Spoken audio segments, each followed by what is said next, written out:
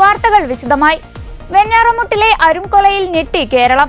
കൊല്ലപ്പെട്ട സൽമ ബീവി, അഫ്സാൻ, ലത്തീഫ്, ഷാഹിദ, ഫർസാന എന്നിവരുടെ പോസ്റ്റ്മോർട്ടം ഇന്ന് നടത്തും. ചികിത്സയിലുള്ള ഉമ്മ ഷിമിയുടെ നില അതീവ ഗുരുതരമാണ്.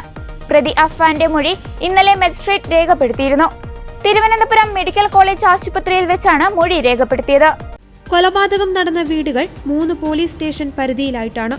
മുത്തശ്ശിയെ കൊന്ന ശേഷം 16 കിലോമീറ്ററിലധികം സഞ്ചരിച്ചാണ് വല്യച്ഛന്റെ വീട്ടിലെത്തി പ്രതി 2 പേരെ കൊന്നത്. അവിടെ നിന്ന് 8 കിലോമീറ്റർ സഞ്ചരിച്ച് സ്വന്തം വീട്ടിലെത്തി. ഇവിടെ എത്തിയാണ് 14 വയസ്സുകാരനായ ഇളയ സഹോദരനെയും കാമുകിയെയും കൊന്നത്. കുഴിമന്തി വാങ്ങിവെച്ചിട്ടുണ്ട് എന്ന് പറഞ്ഞാണ് പരീക്ഷ കഴിഞ്ഞ് വീട്ടിലേക്ക് മടങ്ങിയ സഹോദരനെ അഫാൻ കൂട്ടിക്കൊണ്ടുവന്നത്.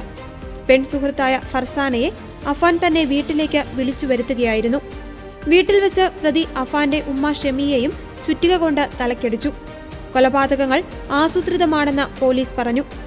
അഫാന്റെ സഹോദരനും 9ാം ക്ലാസ് വിദ്യാർത്ഥിയുമായ അഫ്സാന്റെ ഉപ്പയുടെ സഹോദരൻ ലത്തീഫ്, അദ്ദേഹത്തിന്റെ ഭാര്യ ഷാഹിദ, മുത്തശ്ശി സൽമ ബീവി, കാമുകി ഫർസാന എന്നിവരെയാണ് അഫാൻ ക്രൂരമായി കൊലപ്പെടുത്തിയത്. കൊലപാതകത്തിന് ശേഷം ആത്മഹത്യ ചെയ്യുവാൻ ശ്രമിച്ച പ്രതി എലിവിഷം കഴിച്ച ശേഷമാണ് പോലീസ് സ്റ്റേഷനിലെത്തിയത്. ശാരീരിക അസ്വസ്ഥതകൾ പ്രകടിപ്പിച്ചതിനെ തുടർന്ന് അഫാനെ ആശുപത്രിയിൽ പ്രവേശിപ്പിച്ചു. ആരോഗ്യം തൃപ്തികരമെന്നാണ് പോലീസ് അറിയിച്ചത്. അഫാൻ കൊലപാതക ശേഷം വിവരം സുഹൃത്തായ ആലം എന്ന യുവാവിനോട് പറഞ്ഞിരുന്നു. രാവിലെ മുതൽ പലയിടത്തായി സഞ്ചരിച്ച് കൊലപാതകങ്ങൾ നടപ്പിലാക്കിയ ശേഷം വൈകിട്ട് 6:30യോടെയാണ് ആലത്തിന്റെ അടുത്ത് അഫാൻ എത്തിയത്.